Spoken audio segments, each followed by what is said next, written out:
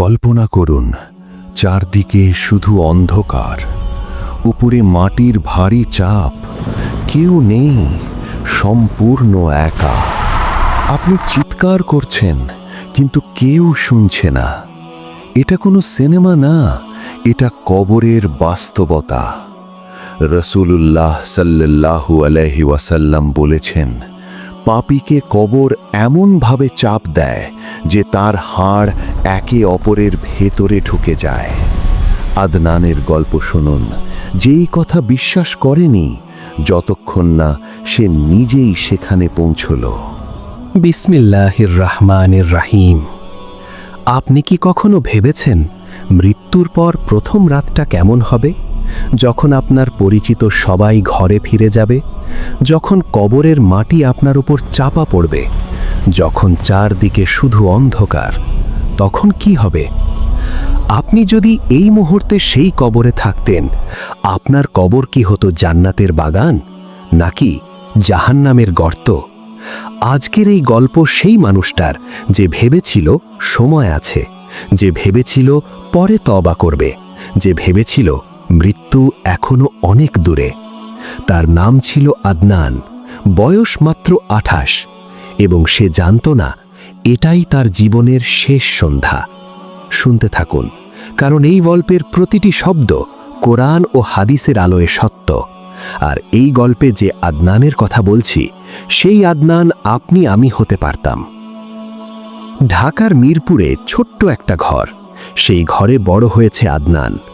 মা ছিলেন দিনমজুর বাবার একমাত্র স্বপ্ন। রাতের পর রাত জেগে পড়িয়েছেন, না খেয়ে ছেলেকে স্কুলে পাঠিয়েছেন। আদনান ছোটবেলায় ভালো ছিল, নামাজ পড়ত, মাকে ভালোবাসত।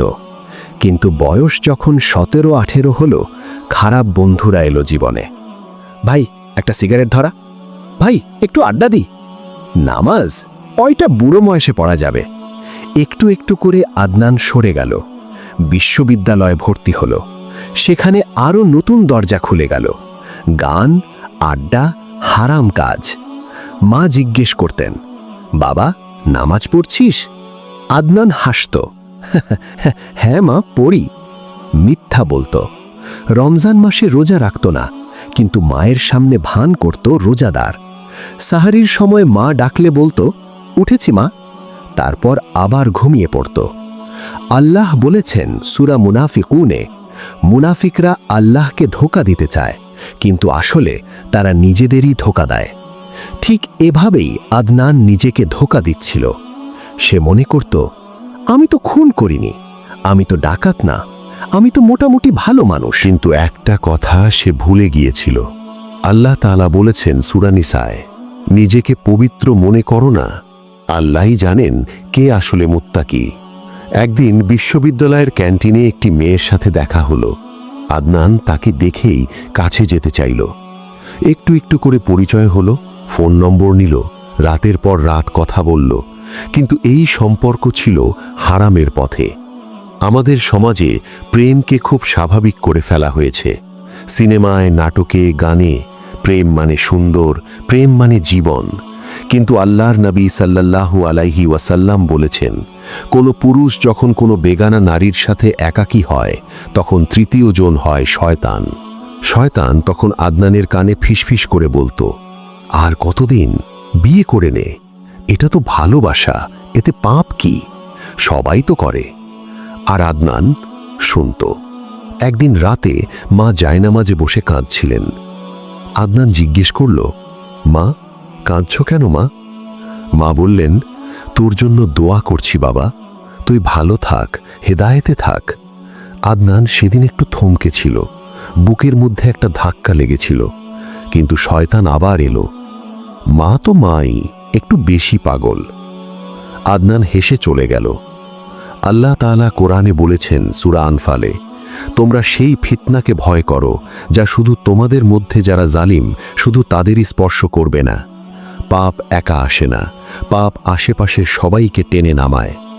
আদনান জানত না তার প্রতিটি পাপ তাকে কবরের দিকে একটু একটু করে নিয়ে যাচ্ছে।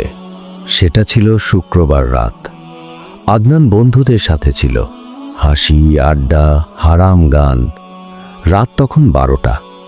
হঠাৎ ফোন বাজল, মায়ের ফোন। আদনান কেটে দিল, আবার বাজল, আবার কাটল। তৃতীয়বার বাজতে ধরল ফোন। কি মা, এত রাতে? মায়ের গলা শোনা গেল, বাবা একটু বাসায় আয়, তোর সাথে কথা আছে। পরে আসবো মা, এখন ব্যস্ত, বলেই কেটে দিল। মা সেই রাতে একা বসে কাঁদলেন, তাহাজ্জুদ পড়লেন, ছেলের জন্য দোয়া করলেন। আর আদনান, সে তখন বন্ধুদের সাথে রাস্তায়। রাত তখন প্রায় 3টে। বাসায় ফেরার পথে মোটরসাইকেলে 3 জন। বন্ধু চালাচ্ছিল বেপরোয়াভাবে। একটা বাঁকে হঠাৎ সামনে একটা ট্রাক। সকালে মা খবর পেলেন, হাসপাতালে দৌড়ে গেলেন। আদনান তখনও বেঁচে, কিন্তু চোখ বন্ধ। ডাক্তার বললেন তিনি কোমায়, সম্ভাবনা খুব কম। মা ছেলের মাথার পাশে বসলেন, কানে আজান দিলেন, কাঁদতে কাঁদতে বললেন, বাবা লা ইলাহা ইল্লাল্লাহ বলো। কিন্তু আদনান বলতে পারল না। রাসূলুল্লাহ সাল্লাল্লাহু আলাইহি ওয়াসাল্লাম বলেছেন, যে ব্যক্তির শেষ কথা হবে লা ইলাহা ইল্লাল্লাহ, সে জান্নাতে যাবে। কিন্তু আদনান সেই কালেমা বলতে পারল না, কারণ সারা জীবন সে কালেমার কোনো মূল্য দেয়নি। যে জিহ্বায় সারা জীবন মিথ্যে, গালাগাল, হারাম কথা, সেই জিহ্বায় শেষ মুহূর্তে নড়ল না। বেলা 3টায় আদনানের শ্বাস থেমে গেল, 28 বছর বয়সে। এখন আমি আপনাদের সেখানে নিয়ে যাচ্ছি যেখানে কোনো ক্যামেরা নেই, কোনো সাক্ষী নেই, শুধু আল্লাহর ফেরেশতারা আছেন। আল্লাহর নবী সাল্লাল্লাহু আলাইহি ওয়াসাল্লাম আমাদের বলে গেছেন কবরের ভেতরে ঠিক কি হয়। যখন আদনানের শ্বাস বন্ধ হলো, প্রথমেই সে অনুভব করল যে সে যেন শরীর থেকে আলাদা হয়ে যাচ্ছে। আল্লামা ইবনুল কাইয়্যিম রাহিমাহুল্লাহ বলেছেন, পাপীর রূহ বের করা হয় এমনভাবে যেন ভেজা পশম থেকে জোর করে লোহার শলাকা টেনে বের করা হচ্ছে। আদনান অনুভব করল প্রচণ্ড যন্ত্রণা, শরীরের প্রতিটি শিরায় আগুনের মতো ব্যথা। রাসূলুল্লাহ সাল্লাল্লাহু আলাইহি ওয়াসাল্লাম বলেছেন, কাফির বা পাপী ব্যক্তির রূহ বের করার সময় মৃত্যুর ফেরেশতা আসেন এত কঠোরভাবে যে রূহ শরীরের প্রতিটি কোষে লুকিয়ে যেতে চায়। তারপর রূহ বের হলো, আর সাথে সাথে একটা বিকট গন্ধ। হাদিসে আছে, পাপীর রূহ বের হলে সে এত দুর্গন্ধময় হয় যে আকাশের ফেরেশতারা বলেন, এই নাপাক রূহকে আমাদের কাছ দিয়ে নিয়ে যেও না। আদনানের রূহ নিয়ে যাওয়া হলো, কিন্তু জান্নাতের দরজা খুলল না, বরং আল্লাহ তাআলা বললেন, এর নাম লিখে দাও সিজ্জিনে। সিজ্জিন, এটা সেই জায়গা যেখানে পাপীদের আমলনামা সংরক্ষিত থাকে। কোরআনে আল্লাহ বলেছেন, কখনো না, নিশ্চয়ই পাপীদের আমলনামা সিজ্জিনে আছে। আর তুমি কি জানো সিজ্জিন কি? এটা একটি লিখিত কিতাব। সূরা মুতাফফিফিন। আদনানের নাম লেখা হলো, তারপর তাকে পাঠানো হলো তার শরীরে, সেই কবরে যেখানে সে একা, সম্পূর্ণ একা। মানুষ গোসল দিল, কাফন পরানো হলো, জানাজা পড়া হলো। মা কাঁদছিলেন, বন্ধুরা কাঁদছিল। কবরে নামানো হলো আদনানকে। মাটি পড়তে লাগলো, একটু একটু করে আঁধার ঘিরে এলো। শেষ মাটির চাপ পড়ল, সবাই চলে গেল। এবার আদনান সম্পূর্ণ একা। তারপর হলো যা হওয়ার। রাসূলুল্লাহ সাল্লাল্লাহু আলাইহি ওয়াসাল্লাম বলেছেন, যখন মৃত ব্যক্তিকে কবরে রাখা হয় এবং তার সঙ্গীরা ফিরে যায়, সে তখনও তাদের জুতোর আওয়াজ শুনতে পায়। আদনান শুনতে পাচ্ছিল মায়ের কান্নার শব্দ, বন্ধুদের কথা। সে চিৎকার করতে চাইল, মা মা, আমাকে রেখে যেও না, কিন্তু কোনো শব্দ বের হলো না। তারপর সেই পদশব্দ মিলিয়ে গেল। নীরবতা, গাঢ় অন্ধকার, একটা অদ্ভুত ঠান্ডা, এবং তারপর কবরের মাটি নড়ে উঠল। দুটো সত্তা এলো। হাদিসে আছে, এরা দুজন ফেরেশতা, তাদের নাম মুনকার ও নাকির। তাদের রূপ বর্ণনা করতে গিয়ে রাসূলুল্লাহ সাল্লাল্লাহু আলাইহি ওয়াসাল্লাম বলেছেন, তারা কালো ও নীলাভ, তাদের চোখ বজ্রপাতের মতো, তাদের কণ্ঠস্বর বজ্রধ্বনির মতো, তাদের দাঁত এত বড় যে মাটি খুঁড়ে ফেলতে পারে। আদনান তাদের দেখে ভয়ে চিৎকার করতে চাইল, কিন্তু শব্দ বের হচ্ছে না। তারা আদনানকে বসালো। প্রথম প্রশ্ন এলো, মান রাব্বুকা, মান রাব্বুকা, তোমার রব কে? আদনান উত্তর দিতে চাইল, আল্লাহ, কিন্তু মুখ থেকে বের হলো না, কারণ সারা জীবন সে আল্লাহর নাম নিয়েছে শুধু বিপদে, শুধু মায়ের সামনে ভান করতে। যে মুখে সারা জীবন আল্লাহর স্মরণ নেই, সেই মুখ এখন কথা বলতে পারছে না। দ্বিতীয় প্রশ্ন, মা দীনুকা, তোমার দিন কি? তৃতীয় প্রশ্ন, মা কুনতা তাকুলু ফি হাযার রাজুল, মা কুনতা তাকুলু ফি হাযার রাজুল, এই মানুষটি মুহাম্মদ সাল্লাল্লাহু আলাইহি ওয়াসাল্লাম সম্পর্কে তুমি কি বলতে? আদনান চাইল বলতে, আমি তো মুসলমান, আমি তো জানি, কিন্তু সেই জ্ঞান, যে জ্ঞান সে কখনো আমলে আনেনি, সেই জ্ঞান এখন তার কোনো কাজে এলো না। রাসূল সাল্লাল্লাহু আলাইহি ওয়াসাল্লাম বলেছেন, পাপী ব্যক্তির জবাব হবে, হায় হায়, আমি জানি না, মানুষ কি বলতো সেটাই বলতাম। আদনানও সেই কথাই বলল, এবং তখন একটা প্রচণ্ড আওয়াজ হলো এবং কবর তাকে চাপ দিল। রাসূলুল্লাহ সাল্লাল্লাহু আলাইহি ওয়াসাল্লাম বলেছেন, পাপীকে কবর এমনভাবে চাপ দেয় যে তার হাড় একে অপরের ভেতরে ঢুকে যায়। আদনান ব্যথায় চিৎকার করল, কিন্তু শুনল কে? কবরের বাইরে কেউ নেই। ভাই ও বোনেরা, এখন আমি আপনাদের যা বলবো এটা কোনো বানানো কথা নয়, এটা রাসূলুল্লাহ সাল্লাল্লাহু আলাইহি ওয়াসাল্লামের হাদিস, এটা কুরআনের সত্য। কবরের আযাব সত্য। আল্লাহ তাআলা বলেছেন ফিরআউনের দল সম্পর্কে, তাদেরকে সকাল সন্ধ্যায় আগুনের সামনে পেশ করা হয়। সূরা গাফির। এটাই কবরের আযাব। আদনানের কবরে কি হলো? ফেরেশতারা যাওয়ার পর একটা দরজা খুলে গেল। সেই দরজা দিয়ে আসলো জাহান্নামের গরম বাতাস। আদনান অনুভব করল প্রচণ্ড তাপ, যেন গায়ের চামড়া পুড়ে যাচ্ছে। রাসূল সাল্লাল্লাহু আলাইহি ওয়াসাল্লাম বলেছেন, পাপীর কবরে একটা জানালা খোলা হয় জাহান্নামের দিকে, সেখান থেকে তার কাছে আসে জাহান্নামের তাপ ও বিষাক্ত বায়ু। তারপর এলো সে, একটা সত্তা। রাসূল সাল্লাল্লাহু আলাইহি ওয়াসাল্লাম বলেছেন, পাপীর কাছে আসে একটা বিকৃত চেহারার সত্তা, ময়লা পোশাক, দুর্গন্ধ, ভয়ঙ্কর চেহারা। আদনান জিজ্ঞেস করল, তুমি কে? সে বলল, আমি তোমার খারাপ আমল, তোমার প্রতিটি পাপ, তোমার ছেড়ে দেওয়া নামাজ, তোমার মায়ের সাথে বেয়াদবি, তোমার হারাম সম্পর্ক, তোমার মিথ্যা, আমি সেসব। আল্লামা ইবনুল কাইয়িম লিখেছেন তার কিতাবুর রূহে, মানুষের আমলই কবরে তার সাথী হয়। ভালো আমল হয় সুন্দর সাথী, খারাপ আমল হয় ভয়ঙ্কর শত্রু। আদনানের সেই সাথী ছিল তার পাপ। তারপর শুরু হলো প্রহার। রাসূল সাল্লাল্লাহু আলাইহি ওয়াসাল্লাম বলেছেন, পাপীকে লোহার হাতুড়ি দিয়ে মারা হবে। সে এত জোরে চিৎকার করবে যে তার আশেপাশের সব সৃষ্টি শুনতে পাবে, মানুষ ছাড়া। কেন মানুষ শুনতে পাবে না? কারণ আল্লাহ রহমত করে মানুষকে শোনান না, নইলে কেউ কবরের পাশে দাঁড়াতে পারত না।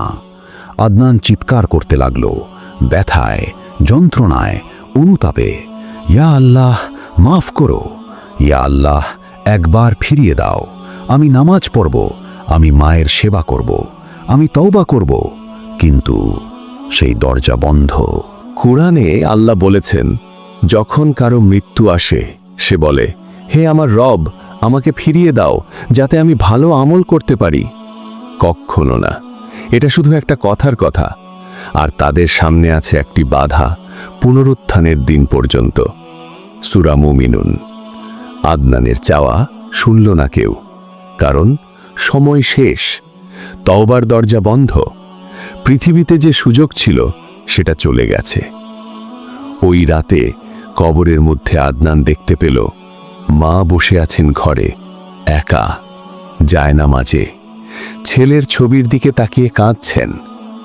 বাবারে, একটু যদি আগে বলতাম, একটু যদি বুঝাতে পারতাম। মায়ের প্রতিটি কান্না আদনান দেখছে, কিন্তু কিছু করার নেই। আদনান চিৎকার করল, মা, আমি এখানে, মা, আমাকে দেখো, মা, একটু দোয়া করো। মা শুনতে পেলেন না। আদনান শুনছিল মায়ের হাঁটার শব্দ, মায়ের কান্নার শব্দ, কিন্তু কিছুই করতে পারছিল না। আদনান তখন মনে করল সেই দিনের কথা, যেদিন মা ফোন করেছিলেন, সে কেটে দিয়েছিল। সেই রাতের কথা, যেদিন মা জায়নামাজে কাঁদছিলেন, সে হেসে চলে গিয়েছিল। সেই মুহূর্তের কথা, যেদিন মা বলেছিলেন নামাজ পড়িস, সে মিথ্যে বলেছিল। আল্লাহ তাআলা সূরা লুকমানে বলেছেন, আমি মানুষকে আদেশ করেছি তার মা বাবার ব্যাপারে। তার মা কষ্টের পর কষ্ট সহ্য করে তাকে গর্ভে ধারণ করেছে। আদনান বুঝল, প্রতিটি কষ্ট যা মাকে দিয়েছিল, প্রতিটি মিথ্যে, প্রতিটি অবহেলা, সব লেখা আছে, সব হিসাব হবে। আপনার মা কি বেঁচে আছেন? তাহলে এখনই ফোন করুন, বলুন, মা তোমাকে ভালোবাসি। বলুন, মা আমার জন্য দোয়া করো। কারণ একদিন আপনিও সেই আদনানের মতো সেই কবরে থাকবেন এবং মায়ের গলার শব্দ শুনতে পাবেন, কিন্তু উত্তর দিতে পারবেন না। আদনানের কবরের রাত শেষ হলো না। পৃথিবীতে রাত মাত্র কয়েক ঘন্টার, কিন্তু কবরের রাত। রাসূলুল্লাহ সাল্লাল্লাহু আলাইহি ওয়াসাল্লাম বলেছেন, কবর হলো আখিরাতের প্রথম মঞ্জিল। এখানে যে সফল হবে তার পরের পথ সহজ, আর এখানে যে ব্যর্থ হবে তার পরের পথ কঠিন। আদনান বুঝল, এই কবর শুধু একটা গর্ত নয়, এটা হয় জান্নাতের বাগান, নয়তো জাহান্নামের টুকরো। সে অনুভব করল সংকীর্ণতা, চাপ, আগুনের তাপ। রাসূল সাল্লাল্লাহু আলাইহি ওয়াসাল্লাম বলেছেন, পাপীর কবর এতটাই সংকুচিত হয়ে যায় যে তার পাঁজরের হাড়গুলো একে অপরের ভেতর ঢুকে যায়। আর মুমিনের কবর? রাসূল সাল্লাল্লাহু আলাইহি ওয়াসাল্লাম বলেছেন, মুমিনের কবর প্রশস্ত করা হয় 70 হাত পর্যন্ত। সেখানে সবুজ ঘাস গজায়, একটা নূরের আলো জ্বলে এবং একটা সুন্দর মানুষ আসে, সুন্দর পোশাক, সুন্দর গন্ধ, এবং বলে, আমি তোমার ভালো আমল। আদনান শুনল এই কথা, কিন্তু তার কবরে সেই আলো নেই, সেই ঘাস নেই, সেই সুগন্ধি নেই। শুধু অন্ধকার, শুধু তাপ, শুধু যন্ত্রণা। আর সে অপেক্ষা করছে কিয়ামতের দিনের জন্য। আমরা প্রতিদিন মৃত মানুষের পাশ দিয়ে হেঁটে যাই, কবরস্থানের পাশ দিয়ে গাড়ি চালাই, কিন্তু কি একবারও ভাবি সেখানে কি হচ্ছে? কেউ হয়তো এখন সেখানে প্রশান্তিতে আছে, কেউ হয়তো এখন চিৎকার করছে, আর আমরা উপরে ব্যস্ত, মোবাইলে, আড্ডায়। ভাই ও বোনেরা, আদনানের গল্প এখানেই শেষ, কিন্তু আদনানের পরিণতি থেকে আমাদের শিক্ষা নেয়ার সময় এখন। আদনান মারা গেছে, তার সুযোগ শেষ, কিন্তু আপনি এখনো বেঁচে আছেন।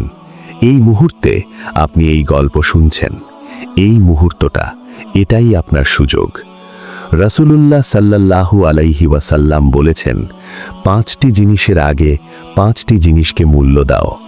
বার্ধক্যের আগে যৌবনকে, অসুস্থতার আগে সুস্থতাকে, দারিদ্র্যের আগে সম্পদকে, ব্যস্ততার আগে অবসরকে, এবং মৃত্যুর আগে জীবনকে।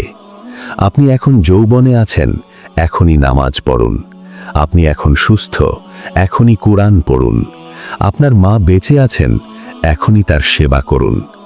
কতজন আছেন এখন যারা নামাজ ছেড়ে দিয়েছেন? ভাই, ওই কবরে আদনান যে যন্ত্রণা পাচ্ছে তার একটা বড় কারণ নামাজ। রাসূল সাল্লাল্লাহু আলাইহি ওয়াসাল্লাম বলেছেন, নামাজ ও কুফরের মধ্যে পার্থক্য হলো নামাজ ছেড়ে দেওয়া। কতজন আছেন যারা হারাম সম্পর্কে আছেন? ভাই বোন, এই সম্পর্ক আপনাকে কবরে শান্তি দেবে না, এই সম্পর্ক আপনার কবরকে জাহান্নাম বানাবে। আজই তওবা করুন, আজই সম্পর্ক ছেড়ে দিন। কতজন মায়ের সাথে বেয়াদবি করেছেন? ভাই, এখনই ফোন করুন, ক্ষমা চান, কারণ মায়ের দোয়া হলো কবরের আলো। ভাই ও বোনেরা, আমি চাই না আপনি শুধু ভয় পান, আমি চাই আপনি আশাও রাখুন। কারণ আল্লাহ তাআলা বলেছেন সূরা জুমারে, বলো, হে আমার বান্দারা, যারা নিজেদের উপর অত্যাচার করেছ, আল্লাহর রহমত থেকে নিরাশ হয়েও না। নিশ্চয়ই আল্লাহ সমস্ত গুনাহ মাফ করে দেন। নিশ্চয়ই তিনি অতি ক্ষমাশীল, অতি দয়ালু। আদনানের সুযোগ শেষ, কিন্তু আপনার সুযোগ এখনো আছে। তওবার শর্ত 3টি: গুনাহ ছেড়ে দেওয়া, অনুতাপ করা, আর কখনো না করার সংকল্প। আজ রাতে যখন সবাই ঘুমিয়ে পড়বে আপনি 2 রাকাত নামাজ পড়ুন, সিজদায় মাথা রাখুন, কাঁদুন, বলুন, ইয়া আল্লাহ, আমি পাপী, কিন্তু তুমি মাফ করার মালিক, তুমি মাফ করো। আল্লাহ অবশ্যই শুনবেন। রসুলুল্লাহ সাল্লাল্লাহু আলাইহি ওয়াসাল্লাম বলেছেন, প্রতি রাতের শেষ তৃতীয়াংশে আল্লাহ তাআলা দুনিয়ার আকাশে নেমে আসেন এবং বলেন, কে আছো যে আমাকে ডাকবে, আমি সাড়া দেব? কে আছো যে আমার কাছে চাইবে, আমি দেব? কে আছো যে ক্ষমা চাইবে, আমি ক্ষমা করব? প্রতি রাতে এই ডাক আসছে, আপনি কি সাড়া দেবেন? আদনানের গল্প শেষ, কিন্তু আপনার গল্প এখনো চলছে। প্রতিটি শ্বাস একটা সুযোগ, প্রতিটি দিন একটা নতুন সম্ভাবনা। আজকের এই গল্প যদি আপনার মনে একটুও নাড়া দিয়ে থাকে, তাহলে এখনই একটা কাজ করুন, 2 হাত তুলুন, বলুন, ইয়া আল্লাহ, আমাকে হেদায়েত দাও, আমার কবরকে জান্নাতের বাগান বানিয়ে দাও, আমাকে সেই কবরের আযাব থেকে রক্ষা করো, আমিন। রসুলুল্লাহ সাল্লাল্লাহু আলাইহি ওয়াসাল্লাম প্রতিটি নামাজে কবরের আযাব থেকে আশ্রয় চাইতেন। তিনি নামাজে দোয়া করতেন, আল্লাহুম্মা ইন্নী আউযু বিকা মিন আযাবিল কবর, আল্লাহুম্মা ইন্নী আউযু বিকা মিন আযাবিন নার, ওয়া মিন ফিতনাতিল মাহইয়া ওয়াল মামাত, ওয়া মিন শাররি ফিতনাতিল মাসীহিদ দাজ্জাল। অর্থ, হে আল্লাহ, আমি তোমার কাছে আশ্রয় চাই কবরের আযাব থেকে, জাহান্নামের আযাব থেকে, জীবন ও মৃত্যুর ফিতনা থেকে এবং দাজ্জালের ফিতনা থেকে। এই দোয়াটি আজ থেকে প্রতি নামাজে পড়ুন। আল্লাহ আমাদের সবাইকে সেই সুন্দর কবর দিন, কিয়ামতের দিন সহজ হিসাব দিন এবং জান্নাতুল ফেরদৌস নসিব করুন, আমিন।